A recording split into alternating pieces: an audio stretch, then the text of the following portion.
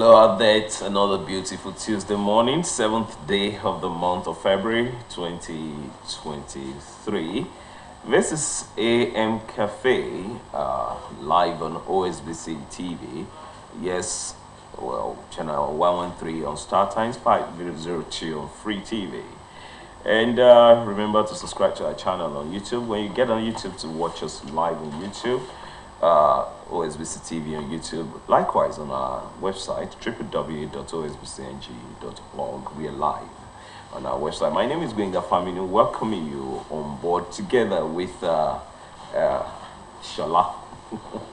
Welcome our people. Good morning. My name is Shola for welcoming you Yes. on board this morning in Cafe, and we have our guest in the house. Yes. It's a labor leader. Yes. Now, the Holy Book says the laborer deserves his wages. Yes. This forms the basis of what we'll be looking at on AM Cafe this morning, saying that the laborer deserves his wages, and it is very good to be hardworking. So this morning we want to reflect on what living condition of an average laborer in the organized labor looks like around us in Nigeria, precisely, or Osun. What it was before now, what it is, what it's supposed to be, and what it is currently now. Because from what it's supposed to be, we'll want to understand if we are there yet or we are not there at all. Please welcome our guest. And our guest this morning is Comrade Adekola Adebowa, is a TUC chairman, meaning Trade Union Congress chairman, and also is wearing two caps this morning. Is the chairman Association of Senior Civil Servants of Nigeria, especially in Osun States. Let me put it this way, a little in a joking way. How much of hot seat should you give our comrade this morning? Okay, talking about hot seats, there is an impression in town that labor leaders are called comrades because they are people who don't compromise. But there is an impression in town that for a long time, labor leaders in Nigeria have been known to compromise. To start with, how do you react to this, comrade? Good morning, everyone. Let me just say that's hot seat, right? No, it's not. No, it's not. It's not too hot. Not even hot. It's a normal thing. It's not a strange voice to us. We have been hearing even before we joined the movement, and we are here today. People are still saying that comrades are they have this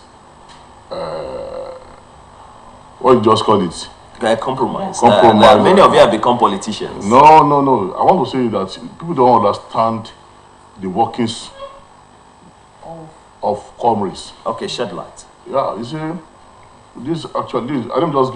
me just analyze it this way. There's always a two sides to this movement. We have the employee side, the League of Employees, that's the comrades. We have the leagues of the employers. Then it's unreasonable to be fighting your employers.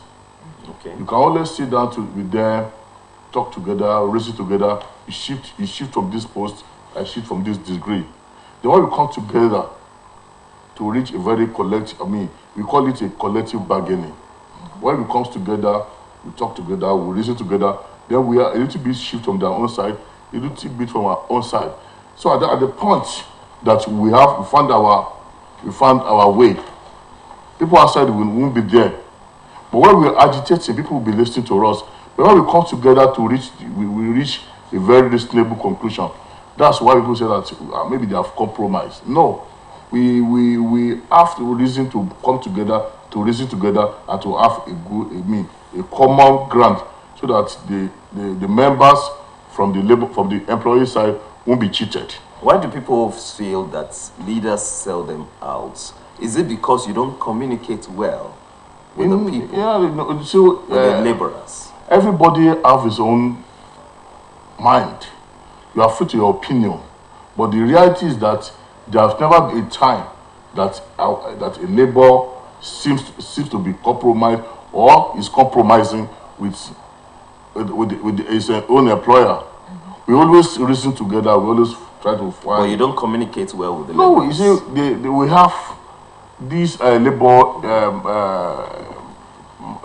these labor things we have level and grade. You see, from the chairman to the unit. Let me just give you a typical example, right? Now we have Rakchau, in which we are part in this organization. We have a state chairman, and then we have some different Rakchau outside there. The chairman we call the OSBC wing to talk to them. The other from the Ministry of Art and Culture, we call them to talk to them. So it is the only slice on the members from this organization to call others that this is what our chairman discussed with us. This is the outcome of the meeting they went to. But the problem is that people don't want to listen. People always think that you have to fight your employer. But how do you expect people to listen when months of wages, like we started by saying, the Holy Book says the laborer deserves his wages, and months people are not paid? How do you expect people to listen? You see what, I quite agree with you, but there is a way of telling people that we are working on this. We are working, like, let me just give you a typical example. In the year 2015, we have issues here in Oshu. The worst case. During that period, we have been interfacing on behalf of the employee in the state. And then whenever we come from that meeting, we discuss that this is what we are facing. And the then government, under the administration of Rolf Aregbesola, said that, look, my people, this is what I have. Then we will also go back to our people, what's the next thing? But the problem is that we, within our system, people want us just fighting and get their wages out from the government. But most times, if not always, it doesn't go that way. We have to reason together to say, now, this is the problem we are facing, this is way out. We always find way out of no way. We make a reasonable out of unreasonable things most times. That's the way the labor things works. We make things work. If at times we face the deadlock, when there's imbroglio within something, we find a way out of it. Then we communicate back to our people. But people have said so most of our members, I give it to them. I always give to them that it's not easy, coupled with the economy logjam. And then you say if you get me right, there's also a political deadlock in the state there. Some people will be calling that, why did you accept the people that is not concerned? Most of the people that are crying then were not civil servants, were not employee of government. People outside there, those the affected, like those people that are selling things at the market, that the salary, that when we get our salary, definitely our money will plow back to the economy. Those affected people that are selling things outside there, they are always more. Their force always at top more than we that collect our salary. That's the implication that people will be saying that all those stuff. But we know that we know how to manage this. Let me give an instance. That 2015, what we did that from certain level to some level, collect your full salary. From this level to this level, take this percentage. From this level to this level, take this percentage. That's why we, the labor leaders, were there. Because that government considered I don't know the best way to describe it. You want to lay off the workers then. Okay. And let me say this, that there's no any gain for any general that went to war. After coming back from the war, he came back only. No surviving. Okay, he returns alone. Alone. and the soldiers, everybody was dead. So the best ways for us to find the best way for our people to, we know it's not permanent. The situation we are facing is not a permanent problem. Our problem is not permanent one. We must find landing. We must find way out of this problem. So the labor leaders, I want them to just conclude that the labor leaders always find a way for their members. Whenever our people are crying, people are raising their voice, it's not that we are feeling the same. We also collect the same salary. But the problem is that we have to be patient because the employers, they have their own league, they have their own forum. They can do and undo. If by way of their own thinking, the sack workers begin again. Workers that are being either small or big, they have been trying to manage his own family, and then unfortunately you just get get to the office like experience we had here in 1999, between 1999 and 2000. You give us you are call Mr. Labaja, come and collect your letter, sack letter. How will you feel? Imagine. So we try to manage that situation so that we don't find ourselves in that kind of difficulty again.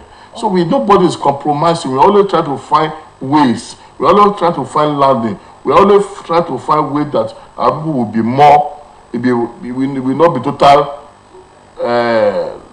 total lost for our people, and the government also will not try to do kind of win-win situation. Win-win situation. That's well, you cannot win. You cannot win always. Okay, let's come back to Osun State. Some measures were taken recently by the administration of Adeleke on the payment of backlog of salaries. How did you feel? How did you see this statement? Is this part of the struggles of the leaders? Yes, yes. You see, immediately, let me just say this to you. Let me just commend Mr. Governor.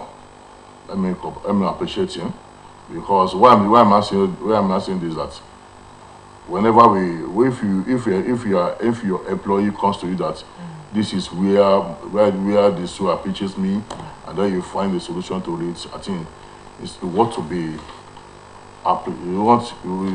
that's thing for you want to appreciate such fellow. When he came on board, you invited us. We are the first person to be invited for this interministerial interface, and then we went to him and said that what's our problem. We told them that we have backlog from this year to this year. We have this, we have this, we have the promotions, we have everything on ground, and then we appreciate if you can be of assistance to us. It's not the one, it's not connected to it, but as a government,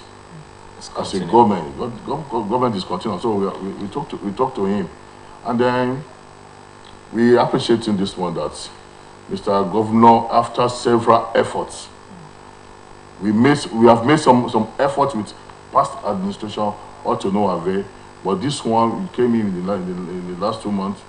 He gave us that opportunity, and then we appreciate him. He gave us that opportunity. We appreciate. We thank him, because to whom much is given, much is expected. So we appreciate him, because we still know. If you look at his own what do you call it, line of action, manifesto. Labor is the first on the list of that manifesto. So we appreciate that he came with the mind of setting us free. Is the current Osun State government planning to clear everything? Yes, we are aware of what's out there, but as a way of reaffirming from the horse's mouth now, what's the plan? The plan is that the whole thing started from 2016, January 2016. I think before the end of this month, the January 2016 will be paid. Also, I want the contributed, those people that have retired or based on the contributed pension also be paid, and then the payment will be continued until they get their own bond. Their own bond. As we are collecting our salary, they will be collecting their own arrears from the day from the last day on the pay list. So they also be collecting their own arrears. Also, we have some of us have promotion, some have one, some have two.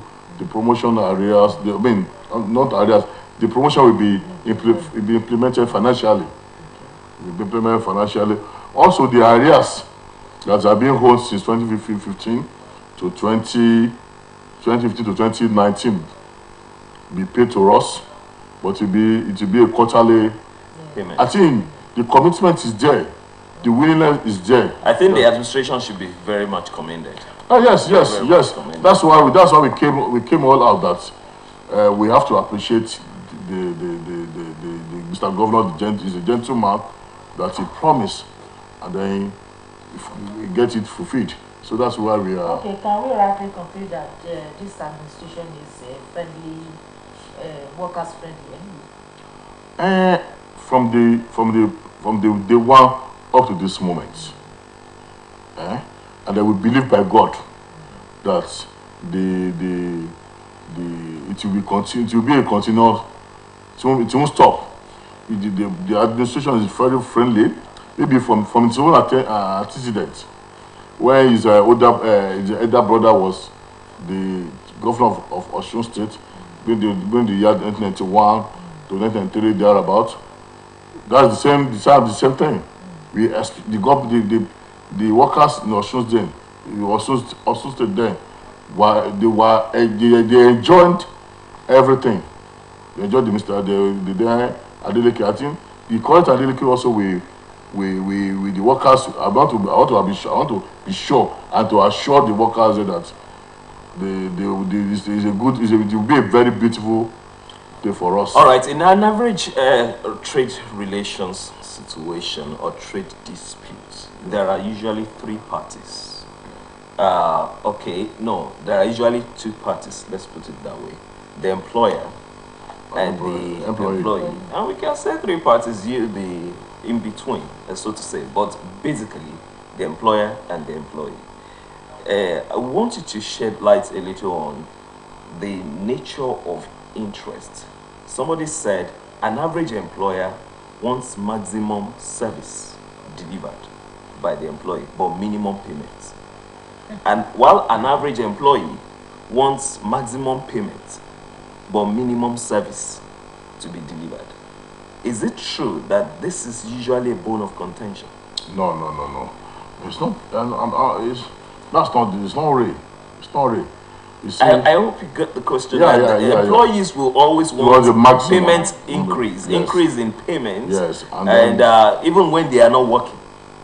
No. And while the employer would always want increase in inputs from employees, even if he can afford not to pay at all. No, that mentality is not correct. Okay, what's the kind of law that protects the employee?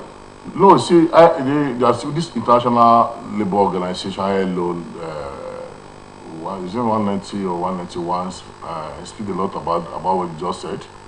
You see, the truth of the matter is that the employers always want to see you working, not necessarily know to pay. Now you are here this morning. If you are not here this morning, there will be a kind of vacuum. So you are expected to be at your. No, you said the employer wants to pay, but to pay minimally. No. You see what happened there? I'll take you as an example. When you are employed here, you are employed based on certain conditions. If conditions did not suit you, I think the best thing is for you to forget about and take another job. There's no you have your own fundament, you have your own rights, either to take that appointment or refuse it or not, or otherwise. When as much that the employer give you an appointment, then you take it. Okay. There's no, I don't say where you be complaining. All right, where that question is meant to lead to is how do we describe the minimum wage situation in Osun right now? You see, let me just, if you want to describe the minimum wage in Osun, you have to compare it with other Exactly. Exactly. I want to tell you without mixing word. In Southwest, which we have, except the Lagos State and Ogun, nowhere that you can compare the minimum wage we are taking in Osun with.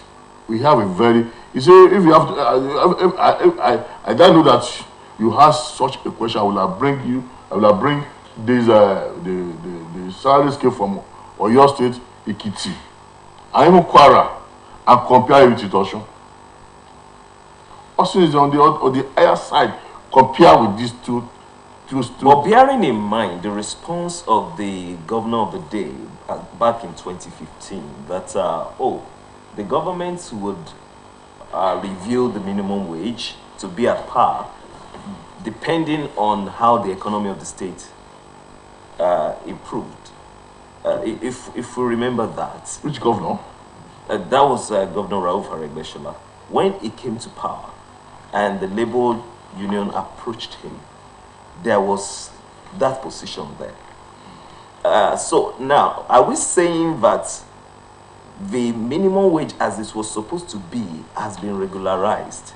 Is that why you are saying Osun's minimum wage is at par with these other states? Let me just make this clarification. During the Aregbesola administration, there was no increase in minimum wage. Okay. No minimum wage during the Aregbesola administration. Okay. There's no need for us to compare administration of Aregbesola with any other. It's been reviewed now. No, it's only during the last administration of Alhaji Boyega Oyetola that we have the opportunity of that adjustment. Okay. And then we had it. Okay. We had it fine. And then that's what I'm telling you, that compare the administration of Oyetola with any other state in the southwest except Lagos and Ogun. Okay. Osun is better off. That's what I'm saying. Okay, let's look at the problems on ground, the fuel scarcity and no naira notes. How do you think workers, most especially in Osun State, will be able to cope with the problem? It's a difficult situation. Where first and foremost, I just want to appeal for our people for calmness, because I get to the degree of where it can turn to anything. I just want to appeal to them to calm, to give them, to give one government an opportunity to see to our problem. It's a difficult situation. Do you think it is time for leaders to advocate for another increase in income now? No, you see what actually happened now. Actually, there's this working underground on the increment on minimum wage. A new proposal. Yes, a new proposal from between the Labour and the federal government, and from there we know it will be domesticated in each state of federation. But aside that, that's what I say. Okay. But the present situation we are facing is the government are not being fair to us. Their action is satanic. It's evil. It's evil. I want to say that I don't believe that government, if you are a leader, you are given opportunity to lead the way that you are following you. But the kind of leaders we have in this country today, they are not leaders, but they are dealers. They are not God-fearing leaders. They are. I will describe them as people from the other side of the world, and the other side of the world is hell. Because I can just imagine, if you have a little money, if you have a little money in your bank account, you cannot have an access to it. If you have the opportunity of riding maybe a jalopy car, no fuel, no light, no electricity. Okay, well, tell me what kind of leader you have? And to assault to injury, cash. Even the little cash you have in bank. It's so pathetic. It's getting people mad. A lot of family have scattered. Yeah. A lot of, you see people outside there working with, when we are coming this morning, we have a bad experience. Someone just crossed the road.